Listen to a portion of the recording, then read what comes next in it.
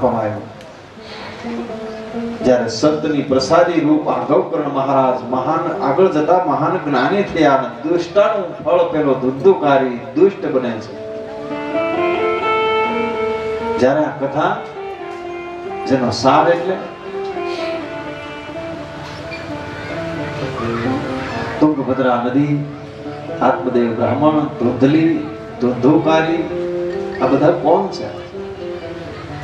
તુંગભદ્રા નદી એટલે આ તુંગ એટલે વધારે, ભદ્રા એટલે કલ્યાણ. વધારેમાં વધારે જો કલ્યાણ કરનારું કોઈ સાધન હોય 84 લાખમાં તો મને તમને જે અત્યારે મળ્યું છે ને મનુષ્ય દેહ છે. મને આપણને જે અત્યારે આ સાધન પ્રાપ્ત થયું છે ને આ તુંગભદ્રા છે, જેમાં દરેક આ શરીર જે કાયા છે માનવ કાયા, એમાં દરેકમાં આત્મા વિરાજે છે. એટલે આત્મદેવ જેનું નામ છે. આત્માનો જે દેવ બને એને આત્મદેવ કહ્યો છે. અને દરેકનું લગ્ન થયેલું છે ધૂંધલી. ધૂંધલી એટલે તર્ક અને કુતર્ક કરનારી બુદ્ધિ દરેકના મગજમાં છે, જેની સાથે દરેકનું લગ્ન થયેલું છે. આ જીવાત્મા છે જેને છેતરવાનું કામ બુદ્ધિ કરે છે. કારણ કે જીવાત્મા જેને કોઈ મહાન પુરુષનો આવો કોઈ સત્સંગનો આશ્રય મળી જાય ત્યારે વિવેક રૂપી પુત્ર આવો મળે ત્યારે વિવેક રૂપી પુત્ર પ્રગટ થાય છે. પણ બુદ્ધિ આ વિવેક રૂપી પુત્ર બુદ્ધિને એટલે ધૂંધલીને માન્ય નથી.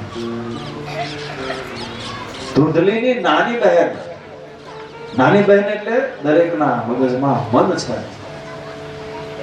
આ બુદ્ધિ છે એ મનનો આશ્રય લઈને મનને પૂછીને કાંઈ પણ કાર્ય કરે ને જેનું પરિણામ દુઃખદ આવે છે.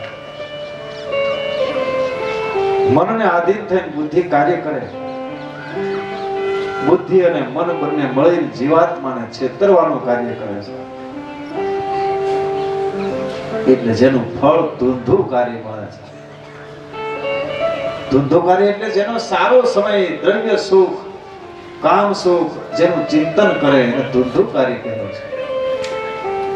જેના જીવનમાં વાસના પ્રધાન હોય એને ધુંધુકારી કહે છે. જ્યારે આ સ્વચ્છંદી એવા મનને આધીન થઈ અને જે ફળ મળે ને જેને ધુંધુકારી કહ્યું છે. જ્યારે પેલા સંત પુરુષની પ્રસાદી જેના દ્વારા મળેલું ફળ એટલે ગૌકર્ણ. ગૌ એટલે ઇન્દ્રિયો અને કર્ણ એટલે કાન. ઇન્દ્રિયો જેને વશ કરી કર્ણ દ્વારા પરમાત્માને હૃદયમાં પધરાવવાને જેને ગૌકર્ણ કહ્યો.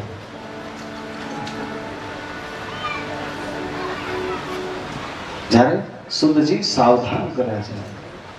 આ ધુંધુકારી મોટો થતા 5 વિષયોમાં ફસાય છે. ધુંધુકારીની કથા એવી છે 5 ગલિકાઓમાં ફસાયો. એટલે આ દરેક જીવ 5 વિષયમાં ફસાયેલો છે. શબ્દ, સ્પર્શ, રૂપ, રસ અને ગંધ. આ 5 વિષયો દરેક જીવને બાંધેલો છે. 5 વિષયો જેને આ જીવાત્માને બાંધ્યા છે ને આ ધુંધુકારી જેનું જીવન એટલું બધું મલિન હતું, ધુંધુકારી જેનું એટલું બધું જીવન મલિન હતું કે આત્મદેવને બહુ દુઃખ થયું. પેલા સંત પુરુષના શબ્દો યાદ આવ્યા કે મને પેલા મહાત્માએ કહ્યું હતું કે તારે ત્યાં પુત્ર નથી, એમાં તું પરમાત્માની કૃપા માન, પરંતુ આ પુત્ર મારું મૃત્યુ બગાડશે. આ ધુંધુકારીએ આત્મદેવની બધી સંપત્તિ ભોગ ભોગવવા પાછળ વાપરી નાખી. આખરે જ્યારે ભંડાર ફૂટે, ક્રોધના આવેશમાં આવીને હવે ધુંધુકારી માતા અને પિતાને મારે છે. ત્યારે એક દિવસ ગૌકર્ણ મહારાજ જે મહાન વિદ્વાન જ્ઞાની છે પિતાજીની પાસે આવીને કહે છે કે અરે પિતાજી, આ ઘરનો તમે ત્યાગ કરો, તમે વનમાં જાઓ, આ ઘરનો મોહ છોડી દો, સમજીને છોડો તો સારું છે, નહીતર કાળ આવી અને ધક્કો મારીને છોડાવશે. આ ઘર મને તમને કાળ આવી અને એક દિવસ છોડાવશે, માટે આ શરીરનો તમે મોહ છોડી દો. ગૌકર્ણ કહે છે કે આ શરીર હાડ, માંસ અને રુધિરથી બનેલું છે. જેનાથી હું પણ આમાં હાડ માંસ ને રુધિર એના સિવાય કઈ છે નહીં, જેમાંથી હું પણાનો ત્યાગ કરું, સ્ત્રી પુત્ર આદિની મમતા છોડી આ જગતને ક્ષણ ભંગુર માની અને વૈરાગ્ય ધારણ કરી ભગવાનની ભક્તિ કરો, લોક લાજનો ત્યાગ કરીને સાધુ પુરુષોનો સંગ અને પરમાત્માનું ચિંતન કરો. હે પિતાજી, બીજાના ગુણ અને દોષ જોવાનું છોડી દો, પરમાત્માને વિશે મન લગાડી ભગવાન સાથે એક બનો. આમ આત્મદેવને ગૌકર્ણ મહારાજ કહે છે. જ્યારે આ શરીરનો મોહ છોડો, આત્મદેવ એટલે આ શરીરમાં રહેલા આત્મા, જેને જ્ઞાન સમજાવે છે કે આ બધું ક્યાં સુધી છે, જ્યાં સુધી આપણો જન્મ, જેના પૂર્વે આમાંથી કોઈ આપણું હતું નહીં. જ્યારે જન્મ થયો ત્યાર પછી માતા પિતા ભાઈ પત્ની મામા માસી આ બધા સ્નેહી છે, અને જ્યારે આંખ બંધ થાય ત્યારે આમાંથી આપણું કોઈ સગું છે નહીં. જ્યારે આવું આત્મદેવને ગૌકર્ણ મહારાજ સમજાવે છે કે દેહે સ્થિતા માસ રુધિરેભી મતિ તજ્જતમ જાયા સુતા દેશ સદામગ્ના. આમાં આ શરીરમાં હાડ માંસ ને રુધિર એનાથી વિશેષ કાંઈ છે નહીં, માટે આમાંથી હું પણાનો ત્યાગ કરી જે સમય મળ્યો છે પરમાત્માની કૃપાથી જેનો સદુપયોગ કરી લેવો. ગૌકર્ણના કહેવાથી આત્મદેવ ગંગાના કિનારે આવ્યા, જ્યાં ભગવત ધ્યાનમાં તન્મય બન્યા. શ્રીમદ ભાગવતજીની આ કથા જેનો 10મા સ્કંદ જેનો પાઠ કરતા કરતા પરમાત્માની પરમ ગતિ પામે છે. સુતજી શૌનક વગેરે ઋષિ મુનિઓને આ કથા સંભળાવતા કહી રહ્યા છે કે સંતના આશ્રયથી જીવાત્માને સદગતિ મળે. સંત એટલે ગૌકર્ણ, કોઈ સંત પુરુષના આશ્રય જવાથી સદગતિ મળે છે, જ્યારે દુષ્ટાત્મા જેના આશ્રય રહેવાથી અસદગતિ પ્રાપ્ત થાય છે. આ બાજુ આત્મદેવે પોતાનું કલ્યાણ કરી લીધું. હવે આ ધૂંધલી અને પોતાનો પુત્ર ધુંધુકારી બંને વધ્યા છે. આ ધૂંધલી જેને ધુંધુકારી મારે છે, જેના ત્રાસથી એટલી બધી ત્રાસી ગઈ કે અંતે જેને કૂવામાં પડીને આત્મહત્યા કરી. જ્યારે ધુંધુકારી છે, આ ધુંધુકારી ગણિકાઓને ખુશ રાખવા પ્રયત્ન કરે છે. હવે ઘરમાં કઈ છે નહીં એટલે ચોરીઓ કરે છે. જ્યારે આ ગણિકાઓ જેના માટે ધુંધુકારી ચોરી કરીને ઘણું દ્રવ્ય લઈ આવે છે, પેલી દુષ્ટાઓએ જાણ્યું કે આપણા માટે આ લઈ આવ્યો છે, અને આ ચોરી જ્યારે પકડાશે ત્યારે ખબર પડશે કે આપણા માટે પેલું, એટલે દુષ્ટાઓએ ગળે ફાંસો બાંધી અને ધુંધુકારીને મારવાનો પ્રયત્ન કર્યો. ગળામાં ફાંસો દઈ ધુંધુકારીને મોતને ઘાટ ઉતારી એક ખાડામાં જેના શવને છોડી અને દુષ્ટાઓ ત્યાંથી નીકળી ગઈ. ધુંધુકારીનું અપમૃત્યુ થયું. અપમૃત્યુ થવાને કારણે જેની પ્રેત ગતિ થઈ છે. ગૌકર્ણ મહારાજને સમાચાર મળ્યા કે ધુંધુકારીનું અપમૃત્યુ થયું, ધૂંધલીએ આત્મહત્યા કરી. એટલે દરેકનું શ્રાદ્ધ કર્મ કરવા માટે ગયા. દરેકનું શ્રાદ્ધ કર્મ કરી ગૌકર્ણ મહારાજ ફરતા ફરતા પોતાના ગામમાં આવે છે. પોતાના ગામમાં પોતાનું જ્યાં ઘર છે ત્યાં ગૌકર્ણ મહારાજ આવ્યા છે, અને રાત્રિના સુતેલા છે ગૌકર્ણ મહારાજ, અને કોઈના રુદનનો અવાજ સંભળાય છે.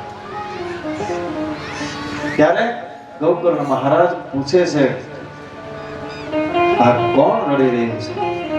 ત્યારે વાયુ સ્વરૂપે આવેલ પ્રેત કહે છે કે હે, હું તમારો ભાઈ છું, હું તમારો ભાઈ ધુંધુકારી છું. મારા કર્મને લીધે મને પ્રેત ગતિ પ્રાપ્ત થઈ, માટે હે ભાઈ મારા દુઃખનું નિવારણ કરો. ત્યારે ગૌકર્ણ કહે છે અરે ભાઈ, તારું તો મેં ગયાજીમાં જઈને શ્રાદ્ધ કર્મ કર્યું છે, માટે તને તો મુક્તિ મળી જવી જોઈએ. ત્યારે ધુંધુકારી કહે છે કરે ભાઈ તમે એવા 100 વાર ગયાજીમાં જઈને શ્રાદ્ધ કરો ને તો પણ મને મુક્તિ નહીં મળે. કારણ કે મારા કર્મનો કોઈ હિસાબ નથી. ત્યારે ગૌકર્ણ મહારાજ વિચારે છે કે ગયાજીમાં જઈને શ્રાદ્ધ કરવાથી મુક્તિ ન મળે તો તેના માટે હવે શું ઉપાય કરવો. અંતે જેને આ વિચારમાં સારી રાત્રિ ઊંઘ આવી નહીં, સૂર્ય ઉદય થયો ને ગૌકર્ણ મહારાજાએ વિચાર્યું કે હું સૂર્યનારાયણને પૂછીશ. બીજા દિવસે ગૌકર્ણ મહારાજ સંધ્યા ગાયત્રી કરીને સૂર્યને અર્ઘ આપીને પ્રાર્થના કરે છે. સૂર્ય મહારાજ દ્વારા આકાશવાણીથી સંદેશ આપવામાં આવ્યો કે તમારા ભાઈની એટલે કે પ્રેતની સદગતિ માટે શ્રીમદ ભાગવતજીની કથા પારાયણ કરો. તું તારા ભાઈની મુક્તિ માટે શ્રીમદ ભાગવતજી કર. ધુંધુકારીને મુક્ત કરવા માટે ગૌકર્ણએ શ્રીમદ ભાગવત કથા પારાયણ શરૂ કર્યું છે. જ્યારે ગૌકર્ણે પોતાના જ આંગણામાં પોતે વિદ્વાન છે, પોતાના ભાઈની મુક્તિ માટે પોતે ભાગવતનો સંકલ્પ કર્યો, ભાગવત કરવા તૈયાર થયા, ત્યારે વાયુ સ્વરૂપે પ્રેત સ્વરૂપે આવેલ ધુંધુકારી પોતાને બેસવા માટે સ્થાન શોધે છે. પરંતુ કોઈ સ્થાન ખાલી ન જણાય. એટલે એક બાજુ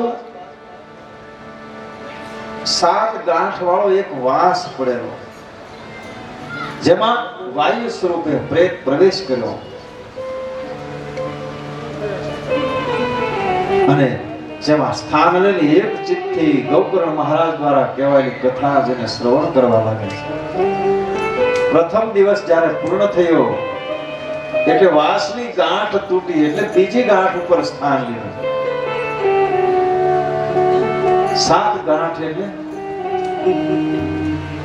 મનુષ્યના મનમાં રહેલી વાસનાઓની 7 ગ્રંથિઓ. આ ભગવાનનું ચરિત્ર સાંભળવાથી આ ગ્રંથિઓ છૂટે. 7 ગ્રંથિઓ સ્ત્રીમાં આસક્તિ, દ્રવ્યમાં આસક્તિ, કુટુંબની આસક્તિ, ઘરની આસક્તિ, પુત્રની આસક્તિ, વ્યવસાયમાં આસક્તિ, મનની આસક્તિ, આ બધી ગ્રંથિઓ છે. આવું પરમાત્માનું ચરિત્ર સાંભળવાથી આ બધી ગાંઠો છૂટે છે. જ્ઞાન અને વૈરાગ્યને પુષ્ટ કરવા માટેની આ કથા છે. જ્યારે પ્રેત સ્વરૂપે આવેલ છે ધુંધુકારી, જેને વાસના છૂટી, વાસની ગાંઠો, વાસનાની ગ્રંથિઓ છૂટતાની સાથે કથાના પ્રભાવે જેને દિવ્યતા પ્રાપ્ત થઈ. પ્રણામ કરી ધુંધુકારી ગૌકર્ણ મહારાજની સામે પ્રગટ થઈ, પ્રણામ કરી કહે છે હે ભાઈ, તે મને કથાના પ્રભાવે પ્રેતમાંથી મુક્તિ અપાવી. આમ મુક્ત બનેલા ધુંધુકારીને લેવા માટે ભગવાનના પાર્ષદો વિમાન સાથે કથા મંડપમાં આવે છે. સુતજી મહારાજ કહે છે કે આ સમયે ગૌકર્ણ પાર્ષદોને પ્રશ્ન કરે છે કે આ કથામાં શ્રવણ કરવા વાળા તો ઘણા હતા, આને એકને લેવા માટે તમે કેમ આવ્યા? જ્યારે પાર્ષદો કહે છે કે આ ધુંધુકારીએ કથાના નિયમોનું પૂર્ણપણે પાલન કર્યું છે, જેને આસન ઉપર વિજય મેળવ્યો છે, ઉપવાસ કરી સતત કથાનું મનન અને ચિંતન કર્યું છે. કારણ કે દ્રઢ થયા વિનાનું જ્ઞાન, આળસથી સાંભળેલું જ્ઞાન આ બધું નાશ પામે છે. સંદેહયુક્ત મંત્ર, આપણે કોઈ મંત્ર કરીએ 1000, 25, 50,000, લાખ જપ કરીએ, પણ આ મંત્ર જેમાં આપણને સંદેહ થાય કે આ મંત્રથી ફળ મળશે કે કેમ, પરિણામ મળશે કે નહીં, સંદેહયુક્ત મંત્ર, આ બધું આપણું મહેનત વ્યર્થ જાય છે. વ્યગ્રચિત્તે કરેલા જાપ, આપણું મન બીજે હોય અને આપણે કોઈ જાપ કરીએ, આ બધું નાશ પામે છે. જ્યારે ધુંધુકારીની જેમ એક ચિત્તથી કથા શ્રવણ કરવામાં આવે ત્યારે આપણી મુક્તિ થાય, આવું દરેકને સમજાયું. ત્યાર પછી બીજો શ્રાવણ માસ આવ્યો. ગૌકર્ણે ફરીથી કથા વાંચી, સર્વનો ઉદ્ધાર થયો. જેણે ગૌકર્ણની એ સમયે કથા સાંભળી તેઓ ફરી ક્યારેય માના ઉદરમાં આવ્યા નથી. જ્યારે ગૌકર્ણની કથા સાંભળવાથી ઉદ્ધાર થયો છે. આ સાંભળીને ભક્તિ દેવી ત્યાં પધાર્યા. જ્ઞાન અને વૈરાગ્ય જેને સાથે લઈને આવ્યા, કથા દ્વારા ભક્તિ પ્રગટ થાય. કારણ કે કથા દ્વારા ભક્તિ અને આપણો ભાવ બદલાતો જાય છે. કથા ભગવાનનું મંદિર હોય, કોઈ તીર્થ સ્થાન હોય, ત્યાં આપણે પ્રવેશ કરીને એટલે આપણા વિચારોમાં પરિવર્તન થાય. એ જગ્યાની પાવર છે, એનર્જી છે. જ્યારે કથા દ્વારા ભક્તિ પ્રાપ્ત થાય, ભક્તિ પ્રાપ્ત થાય પણ જ્ઞાન અને વૈરાગ્ય સાથે ભક્તિ વધે તો મુક્તિ મળે. ભક્તિને આજ આનંદ થતા જ્ઞાન અને વૈરાગ્ય ત્રણેય નૃત્ય કરવા લાગ્યા છે. જ્ઞાન વૈરાગ્યને જાગૃત કરવા માટેની આ ભાગવતજીની કથા છે. ગૌકર્ણની સભા મંડપને વિશે ભગવાન પ્રગટ થયા. ભગવાન કહે છે કે આ કથા અને કીર્તન જેના દ્વારા હું પ્રસન્ન થાઉં છું. કારણ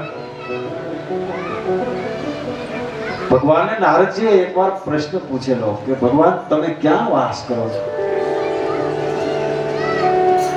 તમે વૈકુંઠમાં વસો છો.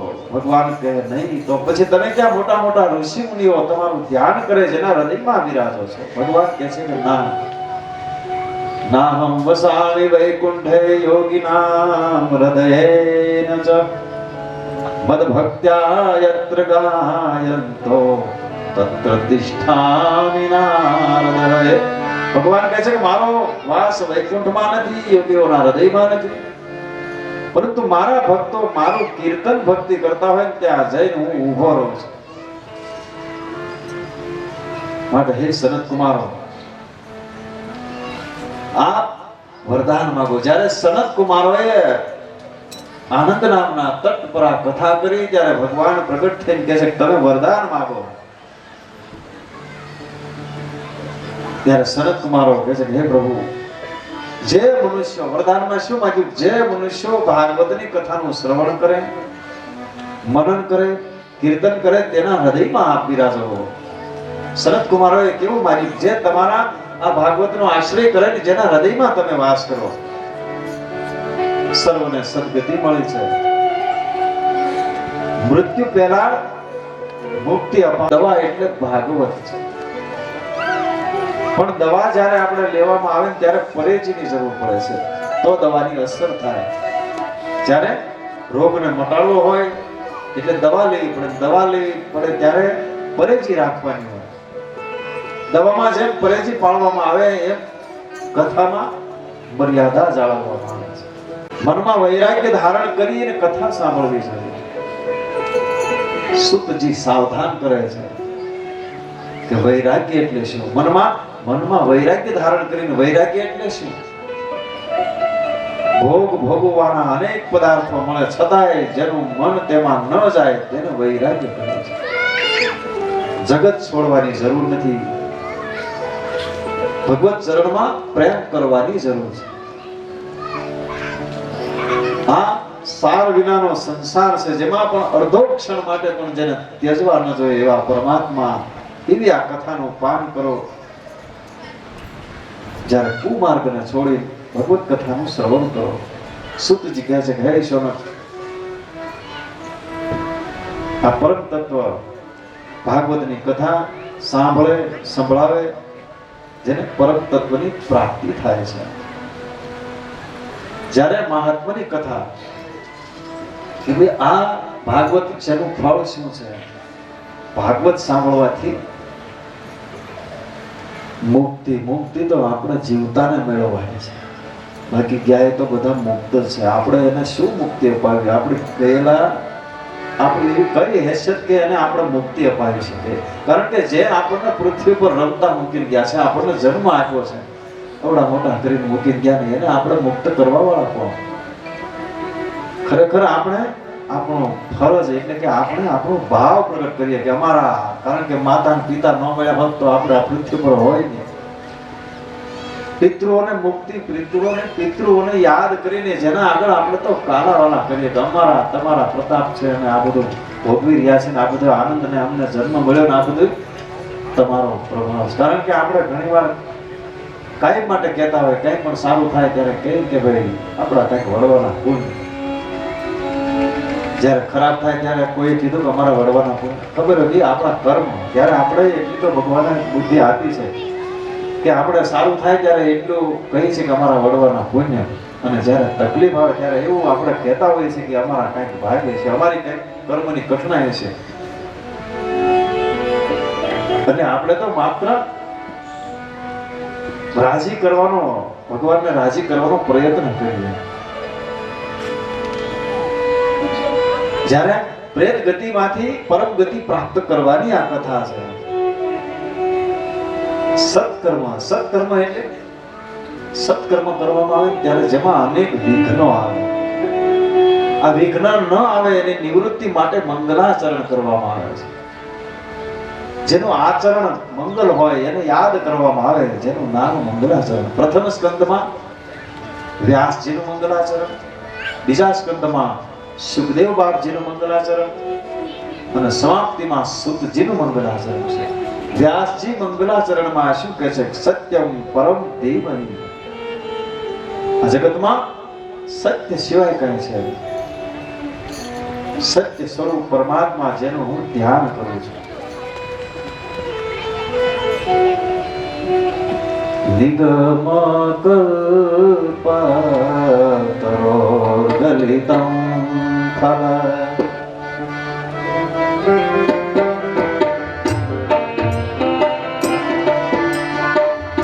નિગમ કલ્પતરોર્ગલિતં ફલ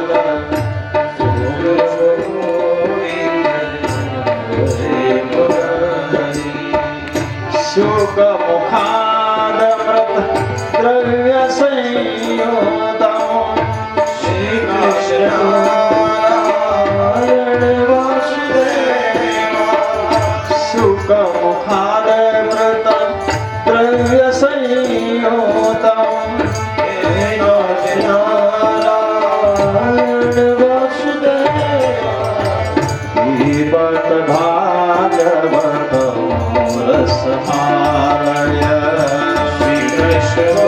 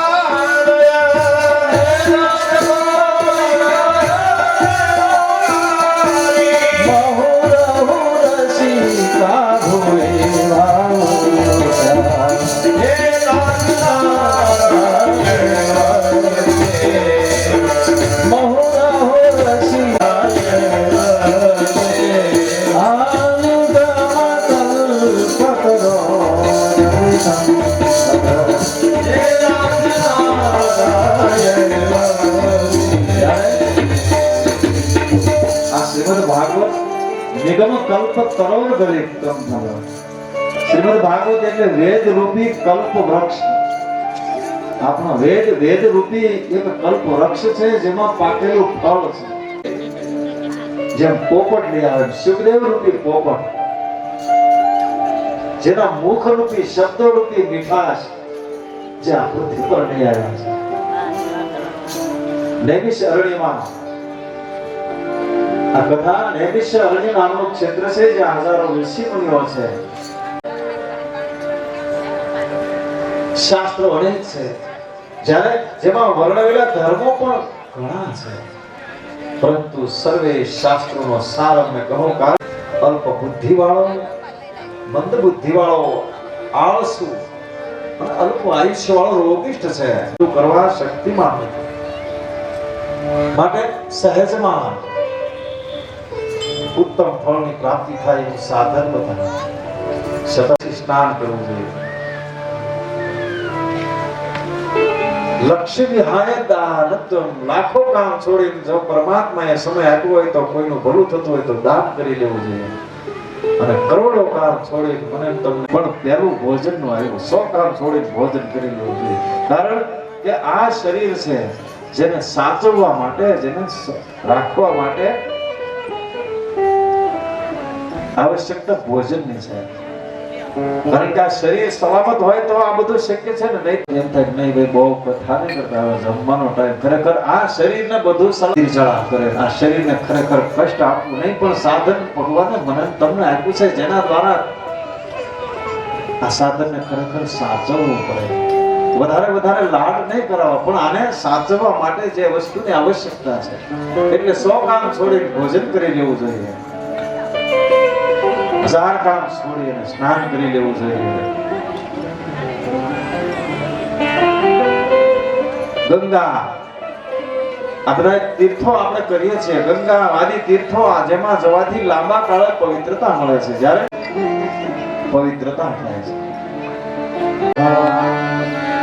પુત્રેતિ તન્મયદા તરવોభిનેન્દુ સ્તમ સર્વભૂતહૃદયં મુનિમાનતોસ્મિ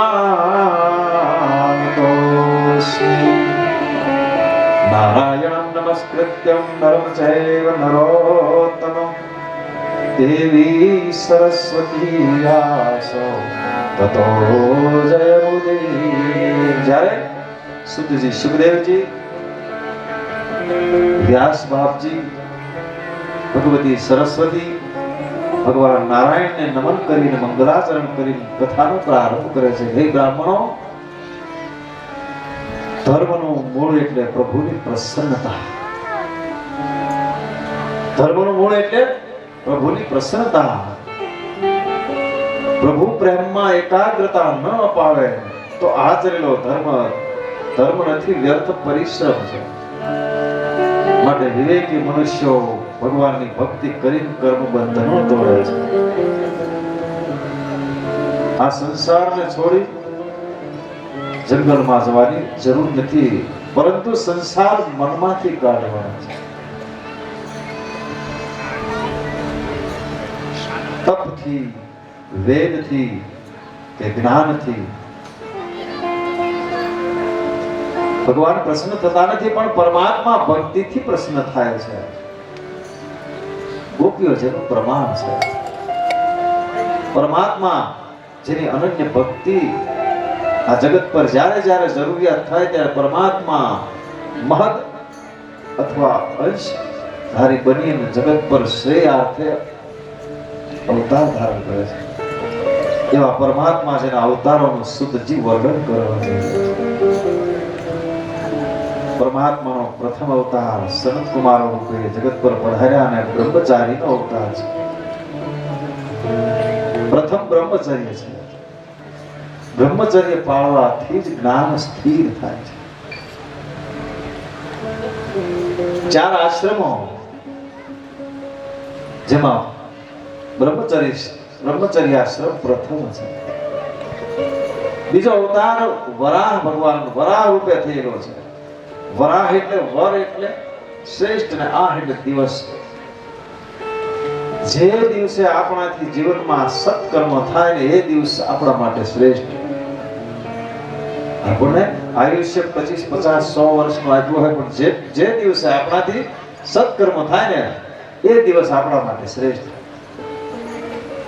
અને સત્કર્મમાં લોભ વિઘ્ન નાખે છે. લોભને મારવા માટે સંતોષની જરૂર છે.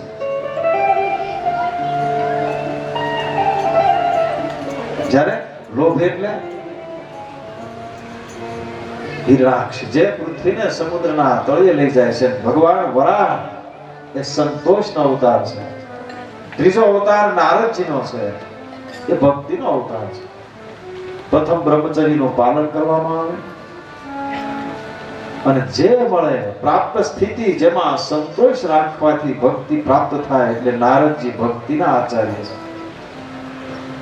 ચોથો અવતાર નરનારાયણનો ભક્તિ જ્ઞાન જેમાં જ્ઞાન અને વૈરાગ્યની જરૂર છે. જ્યારે નર નારાયણ એટલે જ્ઞાન અને વૈરાગ્યના અવતાર છે. પાંચમો અવતાર કપિલ નારાયણનો છે. કપિલ ભગવાન છે, જ્ઞાનનો અવતાર. છઠ્ઠો અવતાર દત્તાત્રેય મહારાજ. પ્રથમ બતાવેલા 5 ગુણો બ્રહ્મચર્ય, સંતોષ, ભક્તિ, જ્ઞાન અને વૈરાગ્ય. આ 5 ગુણ હોવાથી ભગવાનનું આગમન થાય. આ 6 અવતારોનું તાત્પર્ય. પ્રથમ 6 અવતારો બ્રાહ્મણોના જીવન માટે છે. આ 6 ગુણ જેનામાં હોય એ બ્રાહ્મણ બ્રહ્મ તેજથી પૂજાય છે. 7મો અવતાર યજ્ઞનારાયણનો, 8મો અવતાર વૃષભદેવજીનો, 9મો અવતાર પૃથુ મહારાજનો, 10મો અવતાર મત્સ્યનારાયણનો. આ 4 અવતારો જે ક્ષાત્ર ધર્મને માટે છે. 11મો અવતાર કુર્મ નારાયણનો, 12મો ધન્વંતરી નારાયણનો, 13મો મોહિની નારાયણનો. આ 3 અવતારો વૈશ્ય માટે છે, જે વૈશ્યને ઉપદેશ માટે છે અને વૈશ્ય લીલા કરે છે, વૈશ્યને તેજસ્વીતા પ્રદાન કરે છે. 14મો અવતાર નરસિંહ નારાયણનો છે. પરમાત્મા સર્વવ્યાપક છે તેમજ ભક્તોનું સર્વત્ર રક્ષણ કરે છે, આ બતાવવા માટેનો આ અવતાર છે. 15મો અવતાર ભગવાન વામન નારાયણનો, જે પૂર્ણ નિષ્કામ છે, જેને વિરાટ, જે પૂરેપૂરો નિષ્કામ છે ને એને જ વિરાટ સ્વરૂપના દર્શન થાય છે. 16મો અવતાર પરશુરામજીનો, આ આવેશ અવતાર છે. 17મો અવતાર વ્યાસ નારાયણનો છે, કલિયુગના મનુષ્યો પર કૃપા કરવા જેમ માર્ગદર્શન માટેનો અવતાર છે. 18મો અવતાર ભગવાન મર્યાદા પુરુષોત્તમ રામચંદ્ર પરમાત્માનો છે. આ અવતાર ગ્રસ્થાશ્રમ વાળાએ મર્યાદા કેમ પાળવી, આદર્શ જીવનનો બોધ આપવા માટેનો અવતાર છે. 19મો અવતાર ભગવાન શ્રી કૃષ્ણ પરમાત્મા, કૃષ્ણ સ્વયં, કૃષ્ણસ્તુ ભગવાન છે. ભગવાન રામજી જેને બતાવેલી મર્યાદા, જેનું પાલન કરી જીવન જીવનાર, જેને કૃષ્ણ પરમાત્માની યોગ્યતા મળે છે. અલ્પકાળ એટલે થોડા સમય માટે, થોડા જીવોનો ઉદ્ધાર કરવા માટે જે ભગવાન લીલા કરે, જેને અંશ અવતાર કહ્યા. જ્યારે અનંત કાળ એટલે લાંબા સમય અનંત જીવોનો ઉદ્ધાર કરવા માટે ભગવાને જે લીલા કરી, જેને પૂર્ણ અવતાર કહ્યા. ભગવાન રામ તથા ભગવાન કૃષ્ણ પૂર્ણ અવતારો છે. પરમાત્માની, ભગવાનની આ બધી લીલા કથા જેનો સાર એટલે ભાગવત. શૌનક પ્રશ્ન પૂછે છે કે વ્યાસજી આ ભાગવતની રચના શા માટે કરી? આ રચના કર્યા પછી જેનો આ જગતમાં પ્રચાર કેવી રીતે થયો? અમે સાંભળ્યું છે કે સુખદેવજીએ પ્રચાર કર્યો કે જે જન્મથી બ્રહ્માકાર વૃત્તિ ધરાવનાર સુખદેવજી આ ભાગવતને કેવી રીતે ભણ્યા? આ સઘળી કથા અમને સંભળાવો. આવો સુતજી, જેને શૌનક ઋષિ મુનિઓ પૂછે. ઋષિઓનો પ્રશ્ન સાંભળીને સુતજી કહે છે, હે શૌનક, દ્વાપર યુગમાં વ્યાસ રૂપે ભગવાન અવતાર ધારણ કર્યો હતો અને તે સમયની આ કથા છે. એક દિવસ સરસ્વતી નદીના કિનારા ઉપર વ્યાસજી એકાંત સ્થાનમાં બેઠેલા છે. આ સમયે જેની દ્રષ્ટિમાં જગતના અનેક પરિવર્તનો દેખાય છે. સર્વે આશ્રમો ધર્મોના પરિવર્તનો દેખાય. વ્યાસજી જેણે વેદોનો વિસ્તાર કર્યો, વેદોને જાણવા માટે 17 પુરાણોની રચના કરી, જેના દ્વારા માનવ પોતાના ધર્મનું પાલન કરી શકે. આ વ્યાસજી આવું ઉત્તમ કાર્ય કર્યું છતાં જેના મનમાં શાંતિ મળે નહીં, મનમાં ઉદ્વેગ રહે છે, જેના મનમાં અજંપો છે. વ્યાસજી વિચારે છે કે મેં આવું ઉત્તમ કાર્ય કર્યું છતાંય મારું મન અશાંત કેમ છે? જેનું કારણ શું હોય છે? કારણ કે વ્યાસ જ્ઞાની પુરુષ છે. જ્ઞાની પુરુષો પોતાના મનની અશાંતિનું કારણ પોતાના મનોમંથન દ્વારા શોધે છે. જ્યારે અજ્ઞાન, અહમ, દુઃખના કારણ જે બીજાને દોષિત કરે છે. વ્યાસજી વિચારે છે કે મારા હાથથી કંઈ પણ પાપ કર્મ થયું હોય, મેં કોઈ એવું કર્મ કર્યું નથી, છતાં મારું મન અશાંત કેમ છે? વ્યાસજી જ્યારે આવું વિચારે છે ત્યારે નારદજી ત્યાં પધારે છે. હાથમાં વીણા ધારણ કરનાર એવા નારદજીને જોઈને વ્યાસજી જેનું સ્વાગત કરે છે, જેને આસન આપે છે. સત્સંગ જ્યારે થાય ત્યારે જ પોતાના દોષનું ભાન થાય છે. આપણે કોઈ સાથે સત્સંગ થાય ત્યારે નારદ અને વ્યાસજીનો સત્સંગ થાય છે. નારદજી વ્યાસજીને પૂછે છે કે આપે બહુ ઉત્તમ કાર્ય કર્યું, તમે બહુ મોટું રચના કાર્ય કર્યું છે, છતાં તમારા મુખ ઉપર મને શોક દેખાય છે. તમે કઈક ચિંતામાં હોય એવું મને લાગે છે. નારદજી વ્યાસ બાપજીને કહે છે કે તમારું મુખ જોતા મને એવું લાગે છે કે તમે કઈક ચિંતામાં છો, તમારા મનમાં કઈક ઉદ્વેગ હોય. ત્યારે વ્યાસ બાપજી કહે છે નારદ, તમારી પરીક્ષા એકદમ સાચી છે, કારણ કે હું જ્ઞાની હોવા છતાં મારા મનમાં અસંતોષ છે, જેનું કારણ હું જાણી શક્યો નથી. વ્યાસજી નારદજીને કહે છે કે આપ તો પરમ પુરુષના ઉપાસક છો અને પરબ્રહ્મના પારને પામેલા છો, માટે મારામાં એવી કઈ ખામી છે જેનું મને ભાન કરાવો. વ્યાસજીનો આવો વિવેક જોઈ નારદજીને આનંદ થયો. નારદજી શું કહે છે કે આપે ધર્મ આદિ પુરુષાર્થો જે રીતે વર્ણ્યા એવી રીતે તમે ભગવાન વસુદેવનો મહિમા વર્ણ્યો નથી, કારણ કે તમે જ્ઞાન અને વૈરાગ્ય અને ધ્યાન અને આસન સમાધિ પ્રાણાયામ આ બધા ગ્રંથોની રચના કરી, પણ આ દરેકનો આધાર તો ભગવાન વસુદેવ છે અને એ ભગવાનનો નિર્મળ યશ હજુ તમે વર્ણવ્યો નથી. તમારા હાથથી આ કાર્ય હજી અધૂરું હોય એવું મને લાગે છે, એટલે તમારા મનમાં અશાંતિ હોય એવું હું માનું છું. કલિયુગના જીવોનો ઉદ્ધાર કરવા માટે જ આપનો અવતાર થયો છે. તમારું અવતાર કાર્ય હજુ તમારા હાથથી પૂર્ણ થયું નથી, એટલે તમારા મનમાં અશાંતિ છે. નારદજી કહે છે કે હવે આપ એવી કથા કરો કે સર્વને પરમાત્મા પ્રત્યે પ્રેમ જાગે, એવી કથા કહો કે દરેક કૃષ્ણ પ્રેમમાં પાગલ બને. કથાનું શ્રવણ કરનાર જેને કનૈયો વાલો લાગે અને આ સંસાર રસ વિનાનો લાગે એવી કથા કરો, એટલે તમારા મનમાં અવશ્ય શાંતિ થશે. નારદજી વ્યાસ બાપજી કહે છે, કારણ કે જ્યારે કોઈ આપણા દોષનું ભાન કરાવે ત્યારે આપણને ખ્યાલ આવે મારામાં એવી કઈ ખામી, કઈ ક્ષતિ છે. નારદજી વ્યાસ બાપજી કહે છે મારું જીવન વૃતાંત તમે સાંભળો. પૂર્વે નારદજી કહે છે મને પણ તમને મને જેમ તમારો મારો સત્સંગ થયો ને મને પણ પૂર્વે સંતોનો સમાગમ મળ્યો કે પૂર્વ જન્મે હું દાસી પુત્ર હતો. દાસી પુત્ર હોવા છતાં સત્સંગના પ્રભાવે ભગવાનની ભક્તિ પ્રાપ્ત થઈ, એટલે મારું જીવન દિવ્ય બન્યું. ત્યારે વ્યાસજી નારદજીને કહે છે કે તમારા પૂર્વ જન્મની વાત મને સંભળાવો.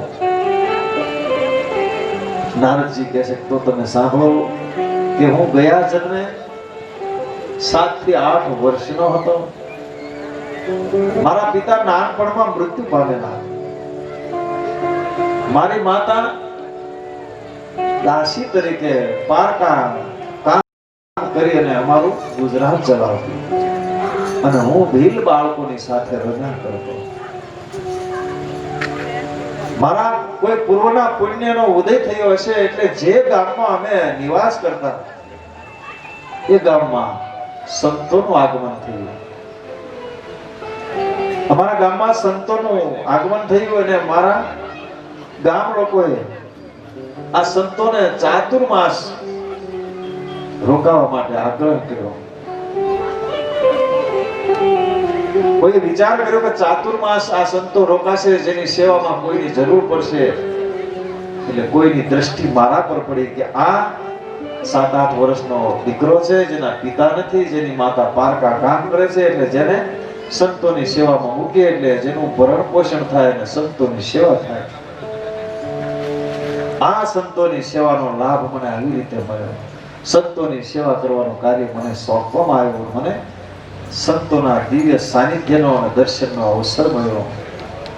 કોઈ પણ સંતની જ્યાં સુધી પ્રત્યક્ષ સેવા કરવામાં ન આવે ત્યાં સુધી અહંકાર જતો નથી. નારદજી કહે છે કે આ સંતો જેના આશ્રય હું રહ્યો, મારા ગુરુજી ભક્તિમાં રંગાયેલા છે, જેના પ્રત્યે મને સદભાવ થયો, જે સંત છે, મહાન પુરુષ છે, જેના વિશે મને ગુરુ ભાવ થયો અને આ ભગવાનની ભક્તિમાં રંગાયેલા છે, ગુરુના સંગથી મને ભક્તિનો રંગ લાગ્યો. ગુરુજીએ મારું નામ પ્રેમથી હરિદાસ એવું રાખ્યું. ગુરુજી મને જ્યારે જ્યારે બોલાવે ને ત્યારે બેટા હરિદાસ કહીને બોલાવે. ગુરુજી જાગે, જેના પૂર્વે હું જાગી જતો, ગુરુ મારા પૂજા કરવા બેસે ત્યારે ફૂલ તુલસી વગેરે હું લઈ આવતો. મારા ગુરુજી કીર્તનમાં મગ્ન બને ત્યારે હું જોયા કરતો. જ્યારે આ કીર્તન સાંભળતો, બાલકૃષ્ણ પ્રભુ મારા ગુરુના ઈષ્ટદેવ હતા. મારા ગુરુના ઈષ્ટ ભગવાન કૃષ્ણ પરમાત્મા જેનું બાલ સ્વરૂપ છે. રાત્રિના ભગવાનની કથા કરે, જેનો હું લાભ લેતો. એ સમયે હું બહુ ઓછું બોલતો, સાંભળેલી કથા જેનું મનન કરતો અને મને આ બધી કથા સાંભળવાથી બાલકૃષ્ણ પ્રત્યે વધારે સદભાવ જાગ્યો. મારી ઉંમર 8 વર્ષની હોવા છતાં મારું રમવાનું છૂટી ગયું. આ બધી મારા ગુરુની કૃપા હતી. આમ છતાં એક દિવસ સંતો જમી રહ્યા છે અને સંતો જમે છે ને હું પતરાવળી ઉપાડી રહ્યો છું, ત્યારે મારા ગુરુજી જેની દ્રષ્ટિ મારા પર પડી, સંતનું હૃદય પીગળ્યું. મારા ગુરુજીએ મને પૂછ્યું, બેટા હરિદાસ તે ભોજન કર્યું? ત્યારે નારદજી કહે છે હું મૌન રહ્યો. એટલે ગુરુજીએ મને આજ્ઞા કરી, બેટા મારા પતરાવળામાં મેં તારા માટે મહાપ્રસાદ રાખ્યો છે, એ તું જમી લે. ગુરુની આજ્ઞા થઈ એટલે મેં પ્રસાદ લીધો, કારણ કે શાસ્ત્રની મર્યાદા છે.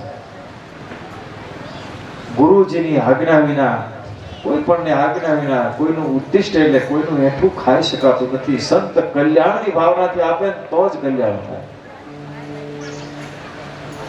નારદજી કહે છે આ સમયે મારા સર્વે પાપો બળી નાશ પામ્યા, બુદ્ધિ અને મન મારા નિર્મળ થયા. હવે હું ભગવાનના કૃષ્ણ કીર્તનમાં નાચવા લાગ્યો, દેહનું ભાન ભૂલાવા લાગ્યું. મને બાલકૃષ્ણનો અનુભવ થયો. મનને સુધારે, સ્વભાવને સુધારે, ભક્તિને વધારે અને સુખી કરે, જેને સંત કહેવાય છે. આમ નારદજી કહે છે ચાતુર્માસ મેં સંતોની સેવા કરી. ચાતુર્માસ પૂરો થતા સંતોને જવાનો સમય આવ્યો. આ જાણી મારા મનમાં ખૂબ દુઃખ થયું. હવે આ સંતો અમારા ગામમાંથી જતા રહેશે અને મને આવો અવસર મળશે ને. મેં મારા ગુરુજીને વિનંતી કરી કે મને આપ સાથે લેતા જાઓ. ત્યારે ગુરુજીએ મને આદેશ કર્યો, બેટા હજી તારી માતા સાથે તારું ઋણાનુબંધ બાકી છે, પૂરું કર, નહીતર પૂર્ણ કરવા માટે બીજો જન્મ ધારણ કરવો પડશે. અને હે બેટા, ઈશ્વર તો સર્વજ્ઞ છે, તારી ઈચ્છાને ભગવાન પૂરી કરશે. તું તારી માતાની સેવા કરજે અને હું જે મહામંત્ર આપું છું જેનો જપ કરજે. આ ગુરુજીએ મહામંત્ર આપ્યો, શ્રી કૃષ્ણ શરણમ મમ. આ મંત્રના જપ કરવાથી, કારણ કે કોઈ પણ મંત્ર જેના જપ કરવાથી પ્રારબ્ધ ફરે છે. ગુરુજીએ મને 32 લાખ જપ કરવાની આજ્ઞા કરી. ત્યારે મેં કહ્યું કે ગુરુદેવ હું તો અભણ છું, મારે આ જપની ગણતરી કેવી રીતે કરવી? ત્યારે ગુરુજીએ કહ્યું, બેટા જપ કરવાનું કામ તારું, ગણતરી કરવાનું કામ મારા કનૈયા, તું જપ કરજે. બેટા તું બાલકૃષ્ણનું ધ્યાન ધરજે, કારણ કે ભગવાન કૃષ્ણનું બાળ સ્વરૂપ અતિ મનોહર છે. પછી મારા ગુરુજી મને છોડીને ગયા. મને ખૂબ દુઃખ થયું. ત્યાર પછી હું જપ જતા કરતો અને જપ કર્યા વિના મને ચેન પડતું નહીં. આ બધો મારા ગુરુનો અને સંતોનો પ્રભાવ હતો. મને રંગ લાગ્યો એનું કરવું શું? રાજન માગું તો પાટન માગું, સોના ચાંદીને મારે કરવા શું? મને રંગ લાગ્યો એનું કરવું શું?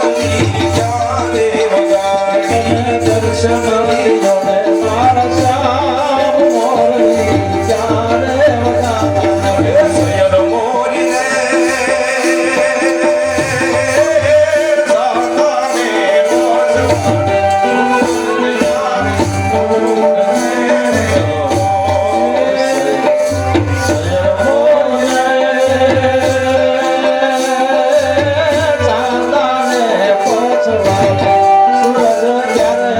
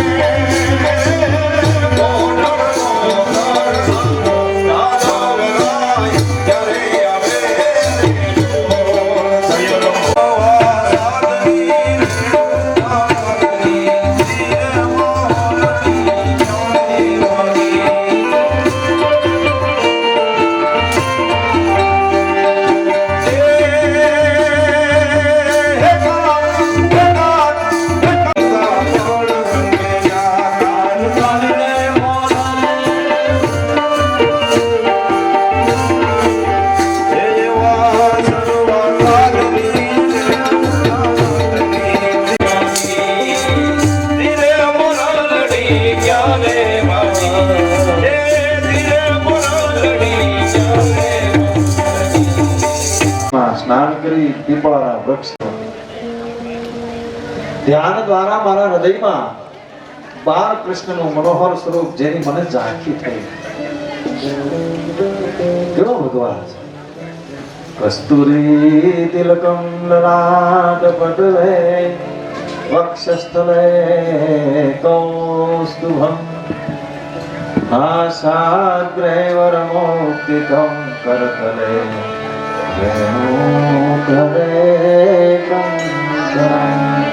જ્યારે ભગવાનનું બાલ મનોહર સ્વરૂપ જેને કસ્તુરીનું તિલક કર્યું છે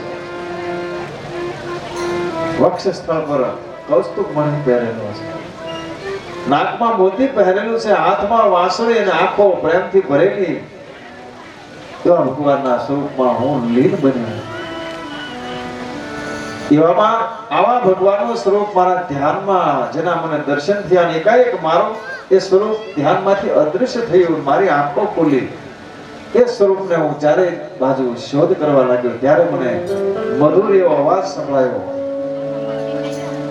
કે આ જન્મમાં મારા દર્શન કરવા માટે હજુ તું યોગ્ય નથી કારણ કે જેનામાંથી કામ આદિ દોષ જેનો નાશ થયો નથી એવા અપૂર્ણ યોગીને મારા દર્શન થતા નથી દુર્લભ છે ભગવાને કહ્યું આ તો મારામાં પ્રીતિ રહે એટલા માટે મેં તને મારા સ્વરૂપની ઝાંખી કરાવી છે ત્યાર પછી નારદજી કહે છે બાકીનું જીવન પરમાત્માના જપ ને સ્મરણ કરતા કરતા વિતાવતા અંતે મારો દેહ પડ્યો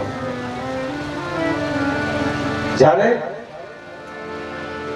આ દેહ પડ્યો ત્યારબાદ કલ્પના અંતે કલ્પો જેના અંતે જ્યારે બ્રહ્માજીએ ફરીના સૃષ્ટિનું સર્જન કર્યું ફરી જ્યારે સૃષ્ટિની રચના કરી ત્યારે બ્રહ્માજીના પુત્ર નારદ તરીકે મારો પ્રાદુર્ભાવ થયો અખંડ બ્રહ્માંડ જ્યારે એવા અખંડ બ્રહ્મચર્યનું વ્રત મને મળ્યું ભગવાન શ્રી હરિની ભક્તિ મળી અને પરમાત્મા નારાયણે આપેલી આ 7 સ્વરની વીણા જેને વગાડતો દરેકને ભક્તિનો બોધ કરતો ભગવાનના નામનું ગાન કરતો સમસ્ત જગતમાં ફરવું છે આવું નારદજીએ વ્યાસજીને પોતાનું વૃત્તાંત સંભળાવ્યું છે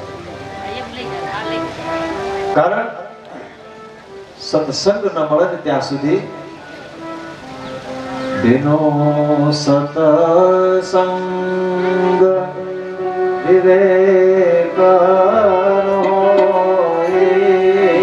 દિનો સતસંગ વિવેક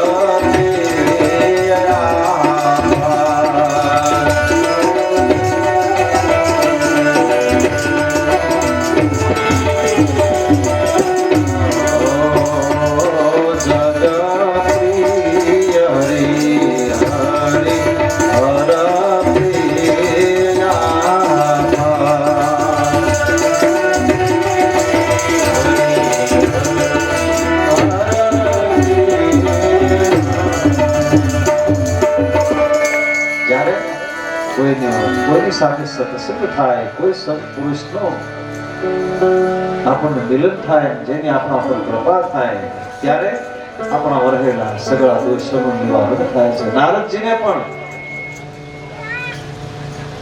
કોઈ સંતનો સમાગમ મળ્યો. વ્યાસ બાપજીને પણ નારદજી જેવાની જરૂર પડી. જ્યારે નામનો પ્રતાપ, નારદજીએ કહ્યું કે મને ગુરુએ આદેશ કર્યો કે તું નામનો જપ કરજે. નામના પ્રતાપથી પ્રહલાદજી, ધ્રુવજી, હનુમાનજી, અજામિલ, ગજ, ગણિકા અનેકનો ઉદ્ધાર થયો. કારણ नाम लिया जिन सब लिया, सकल शास्त्र को भेद, बिना नाम नरक गया, पंडित पद पर चारो. गમે એટલું જ્ઞાન હોય, પરંતુ પરમાત્માના નામમાં પૂરો વિશ્વાસ ન હોય.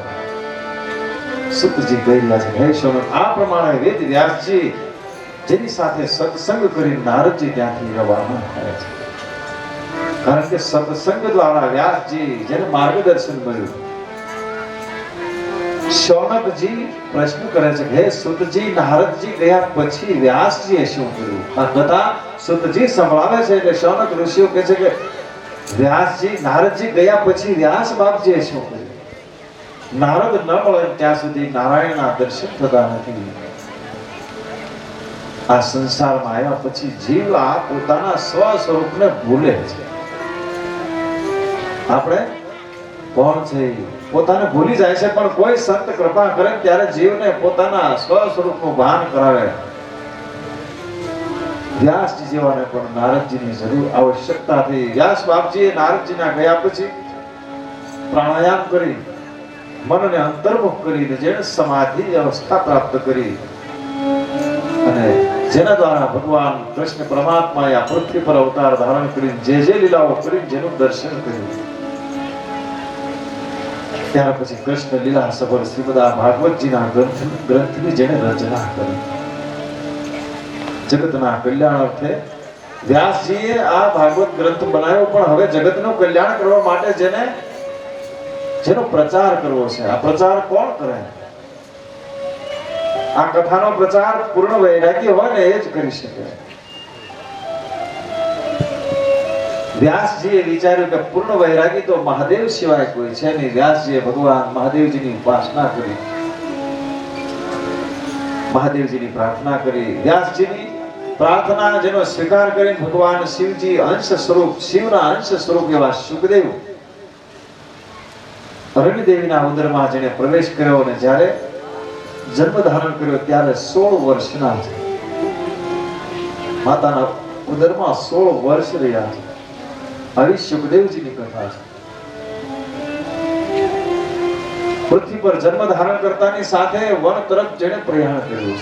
જ્યારે જન્મ થયો ત્યારે 16 વર્ષના છે. જન્મતાની સાથે વન તરફ ચાલવા લાગ્યા છે. ત્યારે અરણ્ય દેવી વ્યાસજીને કહેવા લાગ્યા કે મારો પુત્ર જાય છે, માટે આપ તેને રોકો. વ્યાસજી જેની પાછળ પાછળ ચાલે છે. હે પુત્ર ઉભો રહે, હે પુત્ર.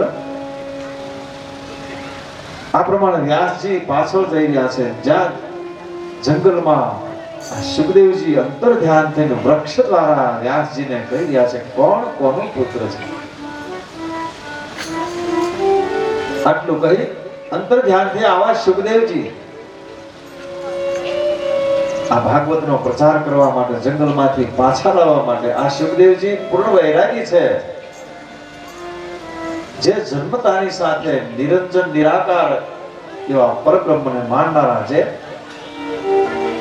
વ્યાસજી વિચારે છે કે આ સુખદેવજીને આ સગુણ બ્રહ્મ સાકારની લીલાનું વર્ણન કરવા માટે જંગલમાંથી પાછા કેમ લાવવા? મારે જેને ભાગવત ભણાવવું છે. જ્યારે વ્યાસજીએ પોતાના શિષ્યો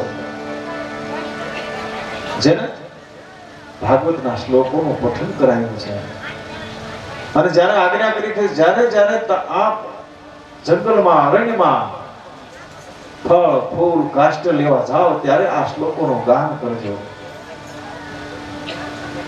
ગુરુજીના આદેશ મુજબ શિષ્યો વનમાં જઈને એક દિવસ જ્યારે સુખદેવજી જે અરણ્યમાં ધ્યાનમાં બેસવાની તૈયારી કરી રહ્યા છે ત્યાં આ વ્યાસ બાપજીના શિષ્યો બાજુમાં મધુર એવા સ્વરથી લયથી ભાગવતજીના શ્લોકનું ગાન કરે છે.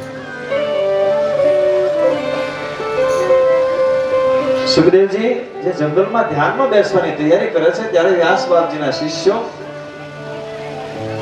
જેના બતાવેલા ભાગવતનો શ્લોક જેનું ગાન કરે છે જેના શબ્દો શું છે? અહો બકીયમ સ્તન કાલકૂટમ કૃષ્ણ ગોવિંદ શ્રી કૃષ્ણ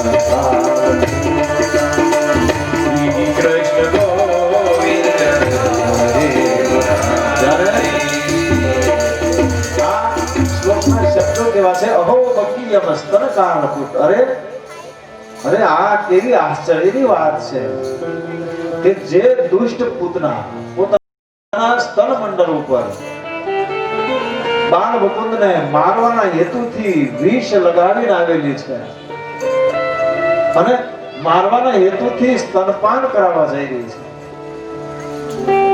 ત્યારે આ પૂતના જે પોતાની માતાને જે ગતિ આપવી જોઈએ એવી ગતિ ભગવાન કૃષ્ણએ પૂતનાને આપી. આવા દયાળુ ભગવાન જેને છોડી બીજા કોના શરણે જવું? આવા દયાળુ ભગવાન છે જે પૂતના મારવા માટે આવી, જેને પોતાની માતા સમાન ગતિ આપનાર એવા દયાળુ, તમવા દયાળુ, આવા દયાળુને છોડી બીજા કોના શરણે જવું? સુખદેવજી આ શબ્દો સાંભળ્યા ત્યાં શું? કારણ પરમાત્માના અંગો ભગવાનનું જો નામ લેવાથી ઉદ્ધાર થઈ જતો હોય તો પરમાત્માને પૂતનાએ તેડ્યા છે, પોતાના હૃદય સાથે લગાવ્યા છે. પરમાત્માના અંગનો સ્પર્શ થાય પૂતનાનો ઉદ્ધાર કેમ ન થાય? જ્યારે સુખદેવજી ચારે તરફ જોવા લાગ્યા કરે આ કોણ બોલે છે? અરે આવા સરસ ભાવવાહી શ્લોક આ શિષ્યોની પાસે આવીને કહે છે કે આ કોણે બનાવ્યા? ત્યારે વ્યાસજીના શિષ્યો કહે છે આપ કોણ છો? સુખદેવજી પૂછ્યું એટલે કહે છે કે અમે વ્યાસ બાપજીના શિષ્યો છીએ. આવા ભાવવાહી શ્લોકો કોણ બનાવે છે? ત્યારે શિષ્યો કહે છે અરે અમારા ગુરુ વ્યાસ બાપજી જેની પાસે તો આવા શ્લોકોનો ભંડાર છે, આ તો માત્ર નમૂનો છે. સુખદેવજી કહે છે કે અરે આવા કેટલાક શ્લોક છે? ત્યારે શિષ્યોએ કહ્યું આવા તો જેને 18,000 શ્લોકો બનાવ્યા છે, જેની પાસે તો શ્લોકોનો ભંડાર છે. આ નિર્ગુણ બ્રહ્મના ઉપાસક એવા સુખદેવજી આ શબ્દો સાંભળીને સગુણ બ્રહ્મની પાછળ ભાવના આવેશમાં આવી અને સગુણ બ્રહ્મની પાછળ પાગલ બને છે, દોડવા લાગ્યા. ઘર તરફ દોડતા આવી વ્યાસ બાપજીના ચરણમાં વંદન કરીને કહે છે પિતાજી મને ભાગવત બનાવો. આજ વ્યાસજીનો સંકલ્પ પૂર્ણ થાય છે, આજ વ્યાસજી બાપની ઈચ્છા પૂરી થાય છે. વ્યાસજીના મનમાં શાંતિ થઈ સુખદેવજીને જેને ભાગવત સંહિતા બનાવી છે. જ્યારે શૌનક વગેરે ઋષિ મુનિઓ પૂછે છે આવા સુખદેવજી અને પરીક્ષિત રાજાનો સંવાદ કેવી રીતે થયો? કારણ કે હસ્તિનાપુરના રાજા આ બધું છોડી ગંગાના કિનારે કેવી રીતે શા માટે આવ્યા? પરીક્ષિતનો જન્મ, કર્મ તથા મુક્તિની આ સઘળી કથા અમને વિસ્તારથી સંભળાવો. આવું શૌનક વગેરે ઋષિ મુનિઓએ સુતજીને પૂછ્યું ત્યારે સુતજી કહી રહ્યા છે કે પ્રથમ મહારાજા પરીક્ષિતની જન્મ કથા તમે સાંભળો. પ્રથમ પરીક્ષિતનો જન્મ ક્યારે થયો? કે સૌપ્રથમ કૌરવો અને પાંડવો, હસ્તિનાપુરનું રાજ્ય છે, કૌરવો અને પાંડવો જેનું યુદ્ધ પૂર્ણ થયું છે. જ્યારે દ્રોણ ગુરુ દ્રોણાચાર્ય જેના પુત્ર અશ્વસ્થામા જે દુર્યોધનના પક્ષમાં હોવાથી દુર્યોધનનું હિત કરવા માટે પાંડવોનો વધ કરવાનો વિચારે છે. પરંતુ જેને ઈશ્વરનો આધાર છે, ઈશ્વરમાં પૂર્ણ વિશ્વાસ છે, એવા પરમાત્માનું જેને શરણ છે, જેને કોણ મારી શકે? અશ્વસ્થામાએ નક્કી કર્યું કે પાંડવો જ્યારે સૂતેલા હોય ત્યારે મારે જેનો વધ કરવો. આજે સુષુપ્ત અવસ્થામાં પાંડવો છે, સૂતેલા પાંડવો જેની પાસે આવી ભગવાન કૃષ્ણે જગાડ્યા છે અને ભગવાને આદેશ કર્યો ચાલો મારી સાથે ગંગા કિનારે. પાંડવો ભગવાનનો આદેશ થતા જાગૃત થઈને ભગવાનની સાથે ગંગા કિનારે રવાના થયા છે. આ સાથે દ્રૌપદીના 5 પુત્રો પણ સૂતેલા છે, જેને પણ જગાડવામાં આવ્યા તે ભગવાનની સાથે નહીં જતા સૂતેલા રહ્યા છે. પાછળથી અશ્વસ્થામાં પાંડવોનો વધ કરવા માટે આવે છે.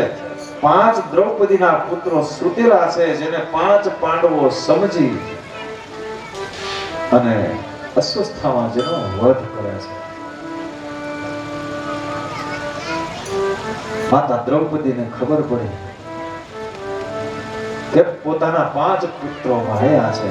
દ્રૌપદી કલ્પાંત કરે છે. અર્જુનજીને આ વાતના સમાચાર મળ્યા. દ્રૌપદીની પાસે આવીને અર્જુનજી આશ્વાસન આપે છે. અર્જુનજી શું કહે છે? હે દ્રૌપદી, તમે કલ્પાંત છોડો, હું આ અધમ બ્રાહ્મણ જેનું શિર છેદન કરી તમારી પાસે લાવીશ. આમ અર્જુનજીએ આવેશમાં આવીને આવી પ્રતિજ્ઞા કરી. જ્યારે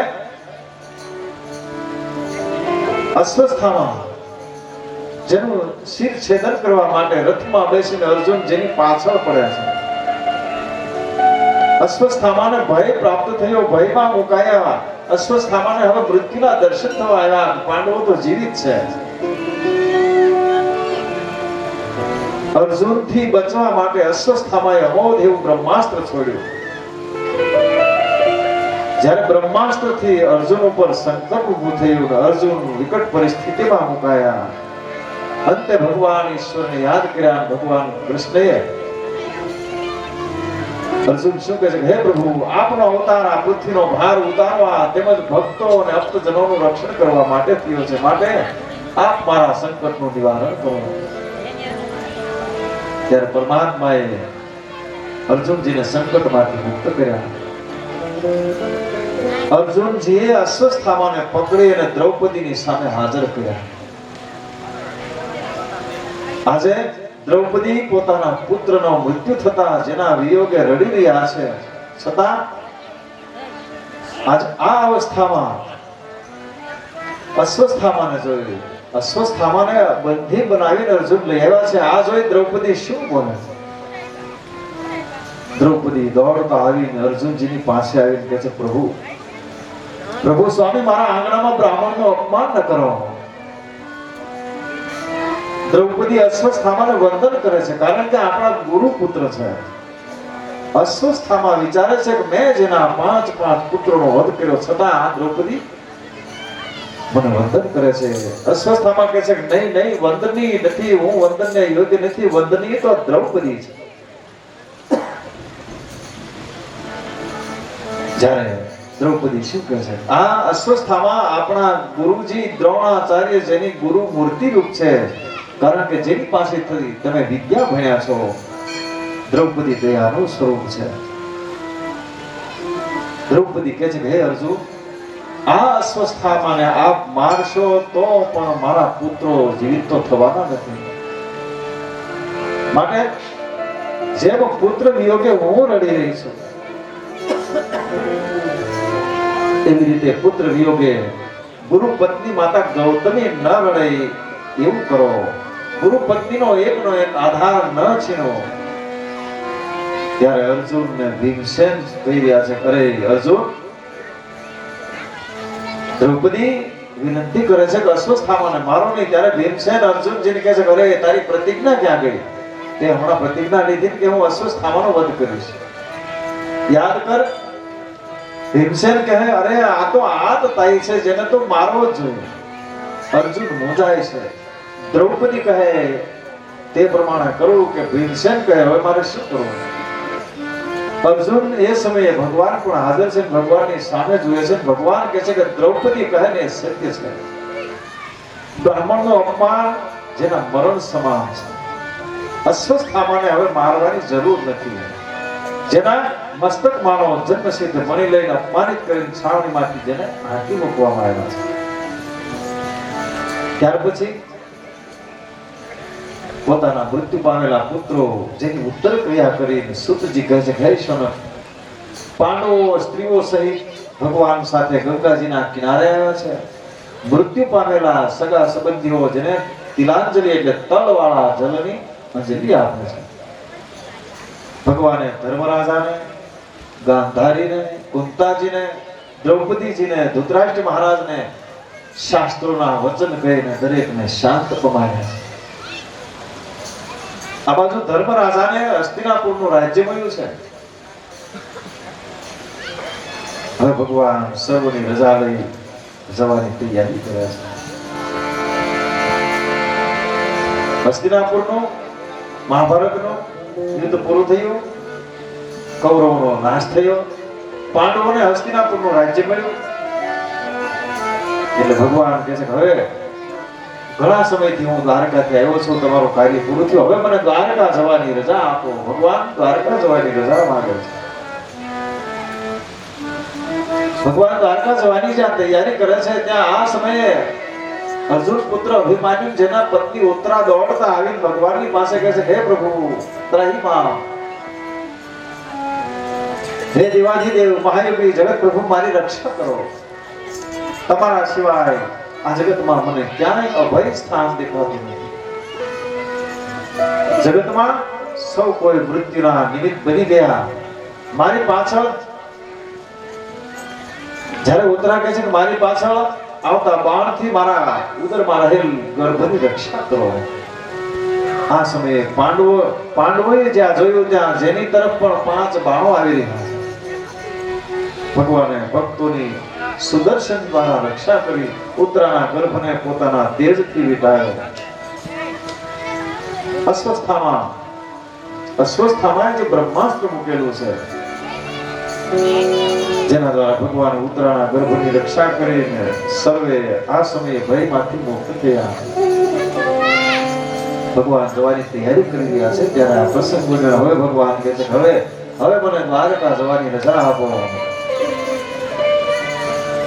ત્યાં કુંતાજી આવે છે. ભગવાન દ્વારકા જવાની તૈયારી કરે છે. ત્યાં કુંતાજી આવી ભગવાનની સામે 2 હાથ જોડીને કહેવા લાગ્યા છે કે હે પ્રભુ, આજ મને ખાતરી થઈ કે તમે મારા ભાઈના દીકરા નહીં, આપ પરમાત્મા છો.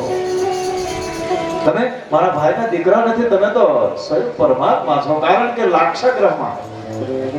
લાક્ષાગ્રહમાં મારા પુત્રો જેનું તમે રક્ષણ કર્યું, વનમાં ભયંકર અસુરો જેના દ્વારા તમે રક્ષણ કર્યું, અને ભરી સભામાં 999 ચીર પૂરી દ્રૌપદીની લાજ, હે પ્રભુ તમારા સિવાય કોણ બચાવી શકે? જુદા જુદા સંગ્રામોમાં મોટા મોટા મહારથીઓ જેના અસ્ત્રના પ્રહારોથી હે ભગવાન તમે મારા પુત્રોનું રક્ષણ કર્યું. કુંતાજી કહે છે કે અરે પ્રભુ આપના ઉપકારોનો હું શું વર્ણન કરું. અત્યારે આજ ઘડીએ મારા સર્વસ્વ સર્વકુળનો નાશ થવા જઈ રહ્યો હતો ત્યારે બ્રહ્માસ્ત્ર દ્વારા આપે અસ્વસ્થામાના બ્રહ્માસ્ત્રથી દરેકને મારા કુળને બચાવ્યું. હે પ્રભુ આપના ઉપકારો જેની કોઈ સીમા નથી. મારી કુંતાજી કહે છે પ્રભુ મારી આપને વિનંતી છે અમને છોડીને આપ ન જાઓ. કુંતાજી કહે છે પ્રભુ ખરેખર દુઃખ એ માનવ ઉપર આપનો અનુગ્રહ છે. દુઃખ એ તમારી કૃપા માનું છું. કુંતાજી કહે છે કાયમ માટે દુઃખ આવે ને એમાં જ તમારી કૃપા છે. દુઃખમાં આપ જેટલા યાદ આવો છો એટલા સુખમાં નથી આવતા. આપનું વિસ્મરણ થાય છે. કુંતાજી કહે છે પ્રભુ આપને મારી પ્રાર્થના છે હે જગતગુરુ અમને હંમેશા દુઃખનો અનુભવ થતો રહે જેનાથી આપનું વિસ્મરણ થાય. કુંતાજીએ કેવું માગ્યું? અત્યાર સુધી અમારા ઉપર દુઃખ હતું, સંકટ હતું, કષ્ટ હતું એટલે તમે અમારી સાથે રહ્યા. હવે અમને હસ્તિનાપુરનું રાજ્ય મળ્યું, વૈભવ મળ્યો એટલે તમે અમારાથી દૂર જવા રવાના થાઓ છો. માટે કાયમ માટે અમને દુઃખનો અનુભવ થાય એવી અમારા પર કૃપા કરો. સુતજી આ કથા સંભળાવતા કહે છે પોતાના ભાઈ એટલે કુંતાજી જેના અંતરનો ભાવ જાણી ભગવાન રોકાઈ ગયા છે. ભગવાન કહે છે તો આજ રોકાઈ જાવ છે. જ્યારે પાંડવો છે દરેકમાં પ્રેમ છે, દરેકની પ્રેમ ભક્તિ છે. કુંતાજી કહે છે કે આજ મેં આગ્રહ કર્યો એટલે ભગવાન રોકાયા. કુંતાજી રાજી થયા. જ્યારે અર્જુનજી કહે છે અરે મારા મિત્ર છે ને એટલે ભગવાન રોકાયા. દ્રૌપદી કહે છે કે મારા માનેલા ભાઈ છે એટલે ભગવાન રોકાયા. સુભદ્રાજી કહે છે મારા તો સગા ભાઈ છે એટલે રોકાયા. પરંતુ પરમાત્માની લીલા અવર્ણનીય હોય છે. ભગવાન રોકાયા છે શેના માટે? ભગવાન રોકાયા છે દાદા ભીષ્મ માટે. પરમાત્મા દરેક પાંડવો પોતાનો ભાવ પ્રગટ કરે છે કે કોઈ કહે છે મારા લીધે રોકાણા, મારા લીધે રોકાણા, પણ ભગવાન રોકાય છે દાદા ભીષ્મને માટે.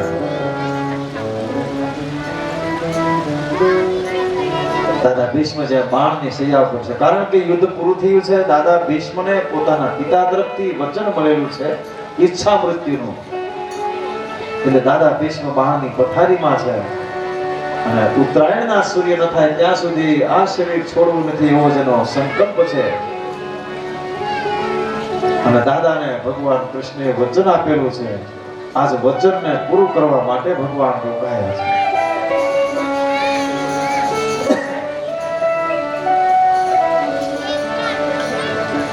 દાદા ભીષ્મ જેને ખાતરી છે કે મારા પ્રભુ મારો અંત સમય જ્યારે આવે ત્યારે મને અવશ્ય દર્શન આપવા પધારશે કારણ કે મને વચન આપેલું છે. એ સમયે દાદા કાળને પણ કહે છે કે મારી ઈચ્છા પૂરી કરીને પછી જ હું તારે આધીન થઈશ.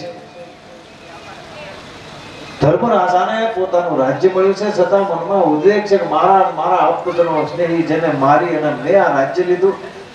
ધર્મરાજાના મનનું સમાધાન કરવા માટે ભગવાન પાંડવોને લઈ અને ભગવાન જ્યાં દાદા શયન કરે છે ત્યાં આવે છે. જ્યારે દાદા ધર્મરાજા આવી દાદા ભીષ્મને વંદન કરે છે. જ્યારે બાણ પથારીમાં સૂતેલા દાદા ભીષ્મ ધર્મરાજાને શું કહે છે કે આ કૃષ્ણ સાક્ષાત પરમાત્મા છે. તને નિમિત્ત બનાવીને મારું કાર્ય સુધારવા માટે અત્યારે આવ્યો છે. આ તને તો માત્ર નિમિત્ત બનાવ્યો પણ મારું મૃત્યુ મારું કાર્ય સુધારવા આવ્યા છે. જન્મ જન્મ મુનિ જતન કરાય અંતરામ કહ્યા. જ્યારે જન્મો જન્મ મુનિ જેનું જતન કરે છે અંત સમયે પરમાત્માનું નામ યાદ આવી જાય. જ્યારે આ સ્વયં પરમાત્મા દાદાનું મૃત્યુ સુધારવા આવ્યા છે. ભગવાન કૃષ્ણ દાદાને કહે છે કે દાદા આ ધર્મરાજા જેને સગા સંબંધીઓ જેના વધ થયાનું દુઃખ છે માટે જેના મનની શાંતિ માટે ઉપદેશ આપો. ત્યારે દાદા ભીષ્મ કહે છે પ્રભુ થોડી વાર થોભી જાઓ. ધર્મરાજાની શંકાનું નિવારણ હું કરીશ, પ્રથમ મારી શંકાનું નિવારણ આપ કરો. મારું જીવન નિષ્પાપ, મારું મન પવિત્ર, મારી ઇન્દ્રિયો શુદ્ધ, અખંડ બ્રહ્મચર્ય વ્રત, અને મને આ બાણ સૈયાની સજા શા માટે થઈ? ભગવાન કહે છે દાદા તમારી વાત સાચી છે, તમે નિષ્પાપ છો, તમે નિષ્પાપ છો એટલે જ તમારા અંત સમયે હું પરમાત્મા તમારી સામે ઊભો છું. પણ દાદા આપે પાપ કર્યું નથી, પણ તમે થતું પાપ જોયું છે જેની આ સજા છે. દાદા ભીષ્મ કહે છે પ્રભુ એ પાપ આજે મને યાદ નથી આવતું, મેં એવું કયું પાપ જોયું છે? ભગવાન કૃષ્ણ કહે છે દાદા યાદ કરો તમે સભામાં બેઠેલા હતા, આ સમયે દુશાસન દ્રૌપદીને સભામાં લઈને આવ્યો, ત્યારે તમે હાજર હતા? દાદા કહે છે હા. દ્રૌપદી આ સમયે તમારી સામે જોઈને કહ્યું, ન્યાય માંગ્યો કે હારી જુગારમાં હારેલો પતિ પોતાની પત્નીને દાવમાં લગાવી શકે? આ સમયે તમારી પાસે ન્યાય માંગ્યો, તમે મૌન રહ્યા અને થતું પાપ મૌન બની જોઈ રહ્યા. દાદા આ પાપની આ સજા છે. आज कहाँ छुप गए मेरे प्यारे कन्हैया, कहाँ छुप गए मेरे प्यारे कन्हैया, यहाँ लाज मेरी मेरे प्यारे कन्हैया कन्हैया.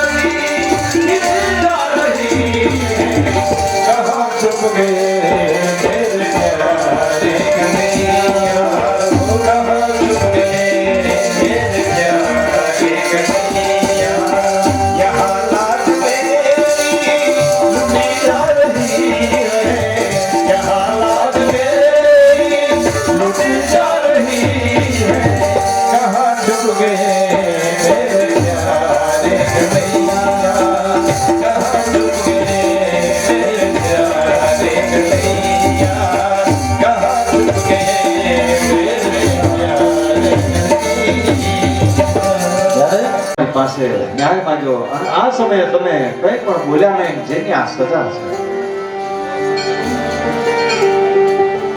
એટલે કહ્યું છે પીપા પાપને પોતાના મનને એકાગ્ર કરી પરમાત્માને વિશે જોડીને પરમાત્માને વિશે સમાવવાની તૈયારી કરે છે. ભગવાને દાદાને વચન આપેલું. આ વચન ક્યારે આપ્યું? જ્યારે કુરુક્ષેત્રમાં કૌરવો અને પાંડવો વચ્ચે યુદ્ધ થઈ રહ્યું છે, ત્યારે દુર્યોધનને કોઈએ કહ્યું કે દાદા ભીષ્મ તારા પક્ષમાં છે, છતાં મન દઈને લડતા નથી, કારણ કે જેને પાંડવો ઉપર વધારે પ્રેમ છે. એટલે દાદાને ઉશ્કેરવા માટે દુર્યોધને જે પ્રયત્નો કર્યા, દાદાને ઉશ્કેર્યા કે દાદા તમે મારા પક્ષમાં છો, છતાંય તમને પાંડવો વાલા છે, તમે યુદ્ધમાં મન દઈને લડતા નથી. ત્યારે દાદા હવેમાં આવીને પ્રતિજ્ઞા કરે છે, કાલ સૂર્યોદય થાય અને સૂર્યાસ્ત ન થાય ત્યાં સુધીમાં પાંચેય પાંડવોનો વધ ન કરો તો હું દાદો ભીષ્મ. જ્યારે દાદાએ આવી પ્રતિજ્ઞા લીધી એટલે ભગવાન કૃષ્ણ પરમાત્મા જેને જીવતા હતી અને દાદાએ દુર્યોધનને કહ્યું તારી પત્ની ભાનુમતી જેને મારા નિવાસ સ્થાને આશીર્વાદ લેવા મોકલ છે. આ બાજુ ભગવાન કૃષ્ણ જેની સાથે સતત પાંડવોની સાથે છે, એ રાત્રિના આવ્યા દ્રૌપદીની પાસે, બહેન ચાલો મારી સાથે. દ્રૌપદી એ જ ક્ષણે ભગવાનની સાથે જાય છે. ભગવાન આગળ રાત્રિનો સમય છે, આ સમયે ભગવાને કાળો કામળો ઓઢ્યો છે, હાથમાં મશાલ છે, પાછળ દ્રૌપદી છે. દ્રૌપદીની દાસીનું રૂપ લીધું. ભગવાન દ્રૌપદીની દાસી બન્યા છે. દાદા ભીષ્મના દ્વાર પાસે આવી દ્રૌપદીને કહે છે જાઓ બેન અંદર જઈને દાદાના આશીર્વાદ લ્યો. ત્યારે દ્રૌપદી દાદા ભીષ્મની સામે આવીને વંદન કરીને કહે છે કે દાદા, પાંડવ પત્ની દ્રૌપદી આપના શ્રી ચરણમાં વંદન કરે છે. ત્યારે દાદા કહે છે કે અખંડ સૌભાગ્યવતી. ત્યારે દ્રૌપદી બીજી વાર કહે છે કે અરે દાદા, તમે મને ઓળખી? હું પાંડવ પત્ની છું. તમે તો આજ એવું કે તમે એવો સંકલ્પ કર્યો છે કે 5 પાંડવોનો હું કાલ વધ કરીશ ને મને તમે અખંડ સૌભાગ્યવતી કહો છો. દાદા કહે છે કે હા બેટા, એ પ્રતિજ્ઞા મેં ઉશ્કેરાઈ લીધી છે. અત્યારે જે તને આશીર્વાદ આપ્યો ને મારા અંતરથી આપ્યો છે. મારી પ્રતિજ્ઞા ખોટી થશે, મારો આશીર્વાદ મિથ્યા નહીં થાય. પણ દાદા કહે છે કે તું અત્યારે રાત્રિના અહીંયા આવી કેમ? દાદાને ખબર કે આ વસ્તુ ભગવાન સિવાય ન બને. તને અહીંયા લાવ્યું કોણ? ત્યારે દ્રૌપદી કહે છે ભગવાન કૃષ્ણ. ત્યાં દાદા દોડ્યા છે. ક્યાં છે? ક્યાં છે? બહાર આવીને જોયું કે ભગવાન તારો કામળો ઓઢેલો હાથમાં મશાલ, દ્રૌપદીની દાસી બન્યા ભગવાન. દાદાજીના વંદન કરીને કહે છે પ્રભુ, આજે અડધી રાત્રિએ તમે દ્રૌપદીની દાસી બનીને જેની લાજ બચાવવા આવ્યા છો, એવી રીતે હું જ્યારે આ શરીર છોડું ત્યારે હે પરમાત્મા, મારો અંત સમય સુધારવા, મને અંત સમયે તમારે મારી સન્મુખ આવવું પડશે. આ સમયે દાદાને ભગવાન કૃષ્ણએ વચન આપેલું. આ વચનને પૂરું કરવા માટે આજ દાદા યુધિષ્ઠિરે ધર્મરાજાનું માધ્યમ જેને બાનું બનાવીને ભગવાન જ્યારે દાદાની સામે આવ્યા છે. દાદાએ પોતાની સર્વે વૃત્તિઓ જેને સંકેલી છે, પોતાની દરેક વૃત્તિઓ પરમાત્માના શ્રી ચરણમાં સામે ભગવાન છે, ભગવાનની પરમાત્માની આંખમાં આંખ પરોવી છે. અને દાદા ભગવાનને પ્રાર્થના કરે છે, જેને આ ભાગવતજીમાં ભીષ્મ સ્તુતિ કહી છે.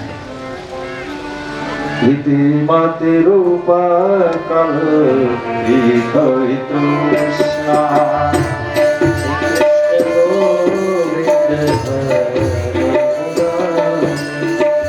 इति मति रूपा कल कृष्णा श्री कृष्ण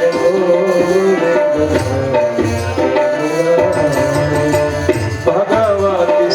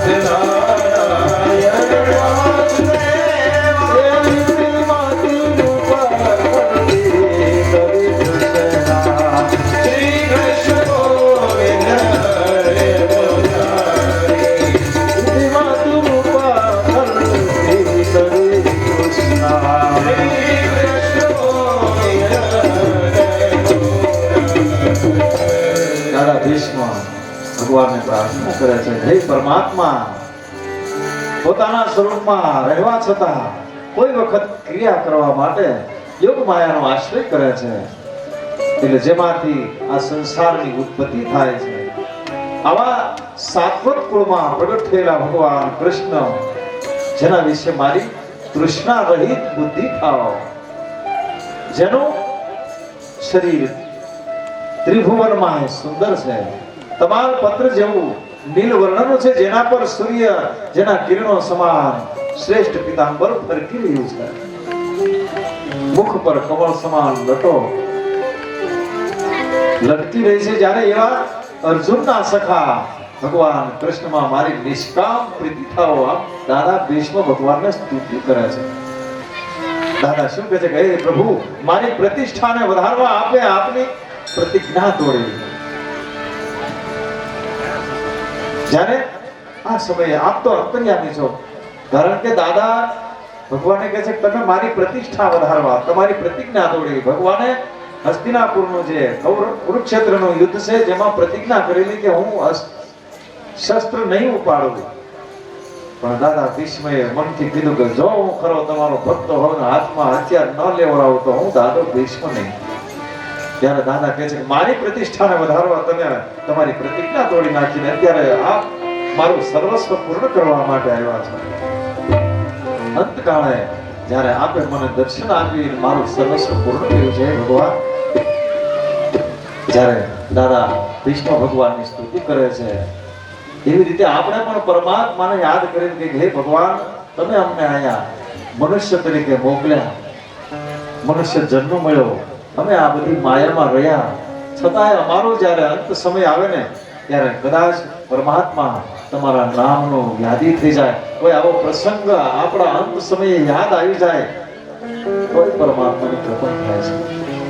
આપણે પણ ભગવાનને પ્રાર્થના કરીએ, હે પરમાત્મા, અમારું જીવન પણ તમે ધન્ય બનાવજો ને અમને પણ અંત સમયે તમારી યાદી રહે એવી અમારા પર કૃપા કરજો. ભક્તિ કરતા છૂટે મારા પ્રાણ, પ્રભુજીએ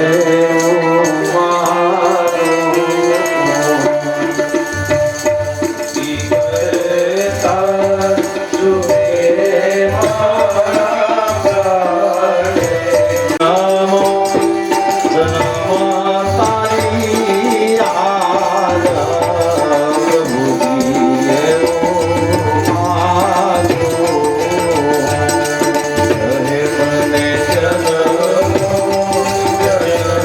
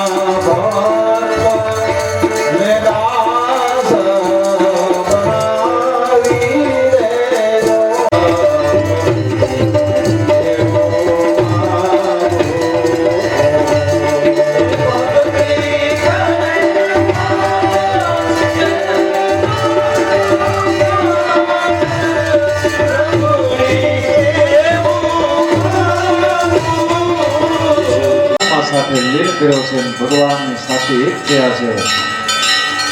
જ્યારે ભગવાન શ્રી જેની આ કથા પરમાત્માના લીલા ચરિત્ર